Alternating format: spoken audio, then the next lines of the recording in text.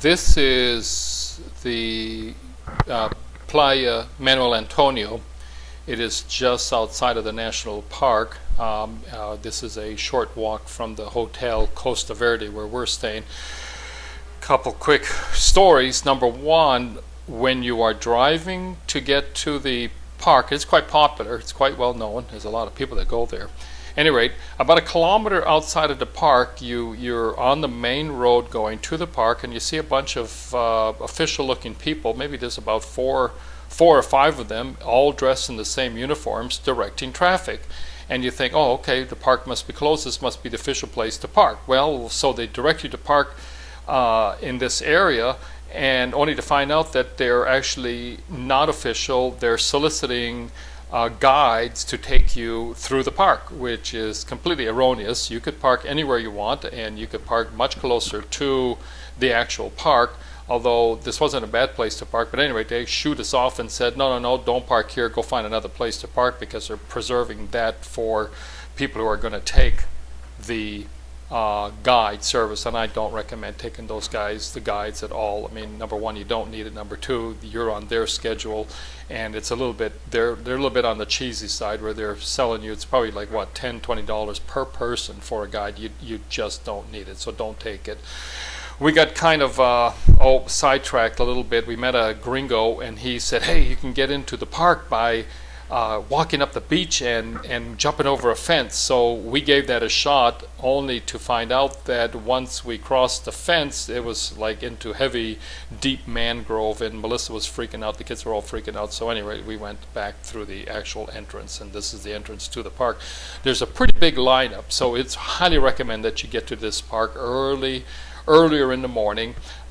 It is really popular, and it's probably too popular.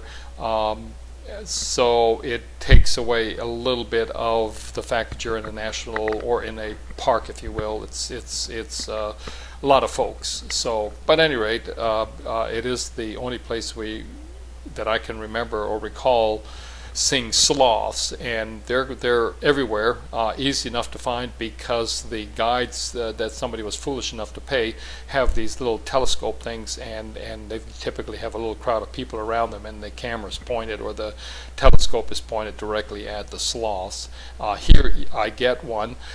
They are really kind of hard to spot. I'm sort of showing you that, in a way, unless you have the proper equipment, it's really quite difficult to really see the sloth and get a close-up, especially since you're looking up and you're getting this bright white sky, and they tend to be silhouetted against the darker shade of the leaves. So it's not, unless you've got really good equipment, it's probably good enough to have the experience and the joy of watching them. I mean, here, if you really look about in the center of this image, you're going to see the sloth, and he's kind of he's upside down, or she is, and it's scratching its arms. And but we probably saw maybe half a dozen sloths, and again, this is the only place we saw them. So this must be a pretty good place for them, because they seem to be in a lot of areas and easy enough to find. So that's cool. So here we continue to watch the sloth, and now you can see him kind of scratching his arm. I will say there's bugs everywhere. I mean, there's all kinds of bugs that you don't even know what they're called, no-see-ums, sand fleas, and I have to say that we were pretty good meat for them, because we were all scratching a lot. So off of the main road, they have, which I recommend that you take, is this wooden, it parallels the main road, and it's this wooden little walkway. It's a whole lot less people. It goes more through the interior of the forest jungle, and much quieter, more peaceful. There's still a fair amount of people there. Anyway, so you eventually pump out to the bathrooms, and at the bathrooms the trail splits. You can take the left fork, and that takes you to two other beaches, or you take the right fork, which is where everybody's going, and you end up here. And it's really a pristine, idyllic, beautiful, probably some of the best sand and beautiful water, It does get very inundated with a lot of people. I think when we left, we were probably here for at least an hour and a half. When we left, man, it was like a whole couple, 2 or 3 busloads of people. There were like herds of cattle just beelining it straight for the beach, and that was definitely going to take the flavor away from this place. The water, it's not like you're going to go here and snorkel and see all of this marine life underneath the water. I mean, it's kind of desolate, and it's fun enough, but don't expect that you're going to see this ideal tropical fish everywhere. I mean, here you're going to see a few fish, but mostly you just see rock. So I mean, it is a nice little place. Funny thing, when we set up our little site, a beach camp, if you will, a couple capuchins, the monkeys, go to the next door neighbor and quickly make an attack, and they steal sandwiches from the folks, and they look around and there's a monkey, and he's quick to debag that thing and eat that thing in the safety of the treetops. So the capuchins, which are called white-faced monkeys, are quite comfortable in this environment and are very familiar with people.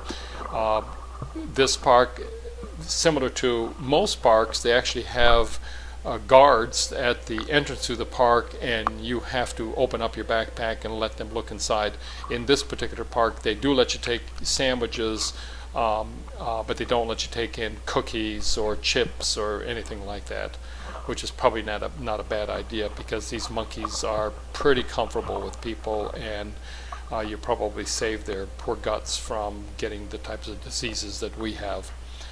So the trails are pretty nice. I mean, in the park, we left the beach and continued our path around this little peninsula, if you will. It's kind of a circle. You kind of start at the beach and you end up at the beach, and I got kind of confused. But here are these capuchins. It's a mother. I'm assuming it's a mother and her son, which is kind of more like a teenager, I would think. But I you know, they're pretty chilled. They really are looking for a treat, if you will, and that's the mom. And when one of the sons went to pat the monkey on the back when the monkey was facing away, and the mother got pretty agitated, and she was pretty quick to move in to make sure that nobody was going to touch her baby. So she's pretty conscious. I mean, she's clearly watching what's happening, and she's probably, there to let her baby get some treats, if you will.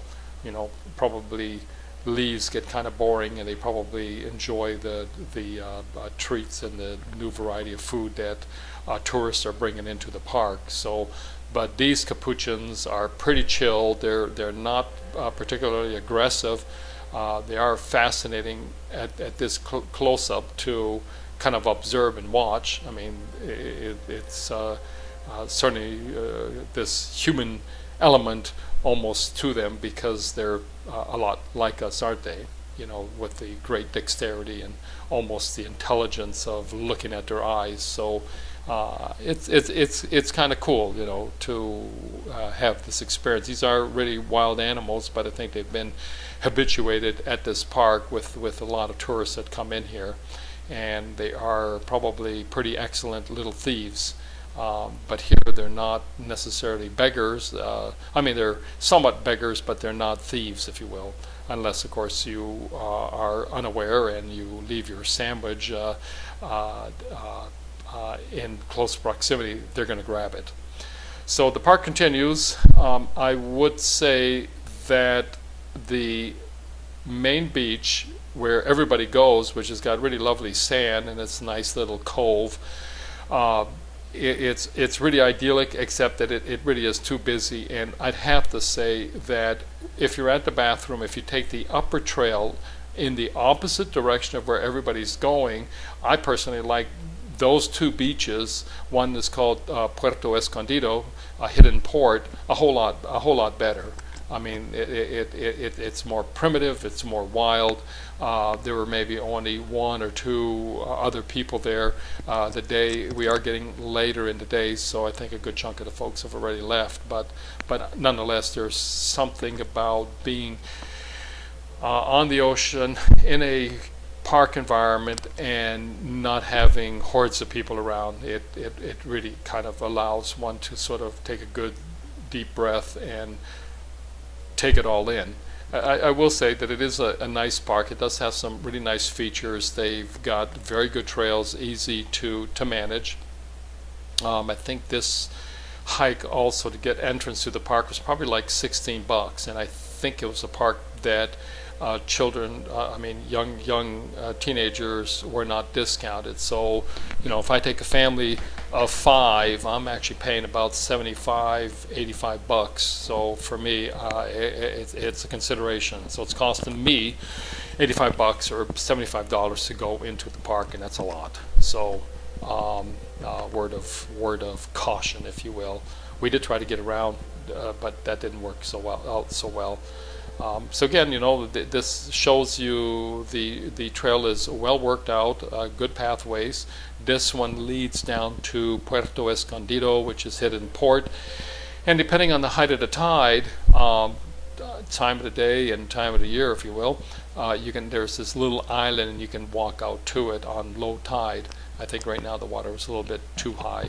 I'm also quite cautious because this area is much more remote. There's nobody else around.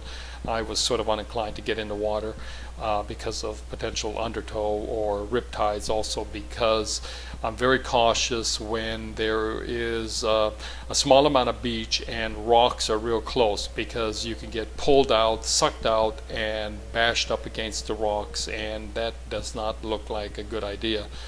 So I didn't get in the water. I did up to my feet, ankles, if you will, but that's about it. It was getting close to the end of the day. But nonetheless, I would say that it's still a park worthwhile. I would spend less time in the more touristic part of the park and go spend time picnic, chill in these other two more remote parks or beaches. And I think I would have probably preferred that option instead. All right, thanks for watching.